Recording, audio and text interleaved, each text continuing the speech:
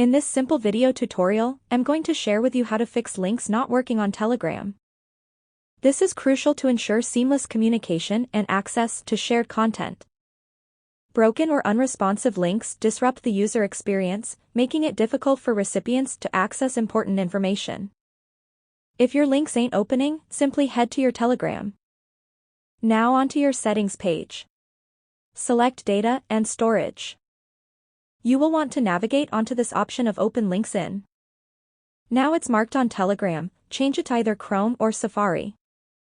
When you open your links, they run externally on either Safari or Chrome.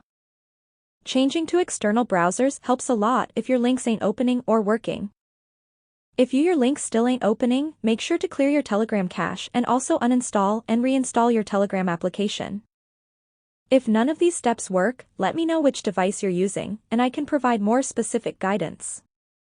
Well, that's how easy it is to fix links not working on Telegram.